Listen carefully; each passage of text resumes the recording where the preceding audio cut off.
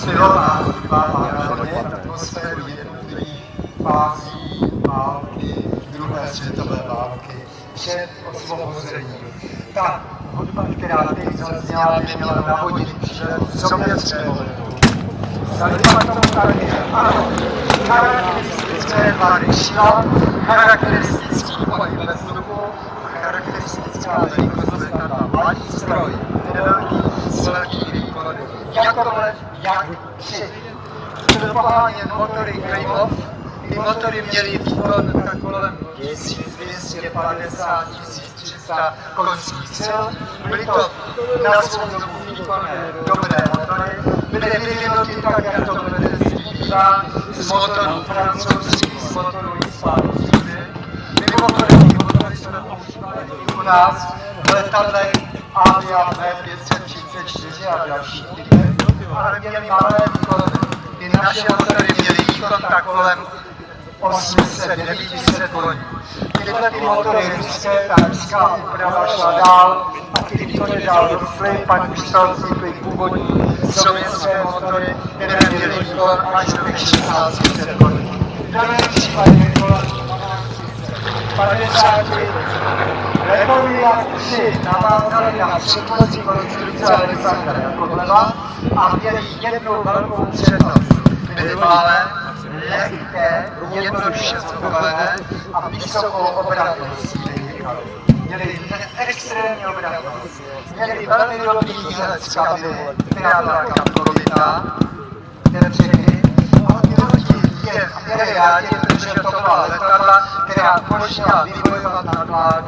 V podstatě ta druhá fáze války, potom pokurské bitvy a dál, tam už ty letouny jasně nevodily nad německým letectvem. Jednak výkony se srovnaly se špičkovými německými letadly a jednak počtu kusů je převýšený. Protože Sověti nasadili amerikánské hromadné výroby.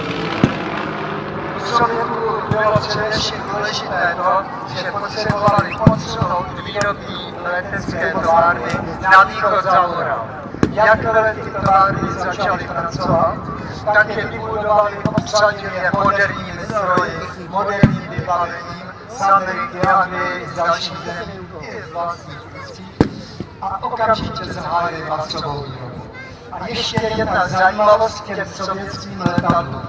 Když jsme mluvili s ruskými konstruktéry, pamětníky o té době, tak oni říkali, my jsme zfušovali, teď to řeknu doslova, co mi říkali, my jsme zfušovali ta letadla tak, až do nejzaší únosné míry.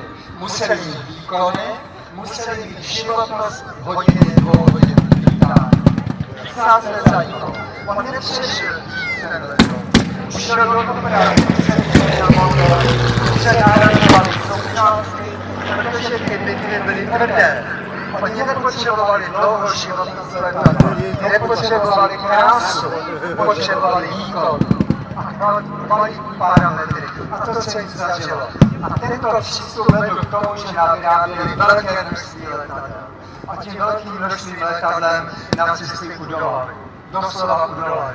A když si vezmete z druhé strany Američany, a ti měli velmi podobnou mentalitu. Vyráběli masově, nešlo jim o nějakou super krásu, ale o kvalitu. Aby to bylo účinné bojově. Velmi podobné. A Německo bylo udoláno. Protože nemohlo zdolat 2 frontám pojímající tuhle filozofii.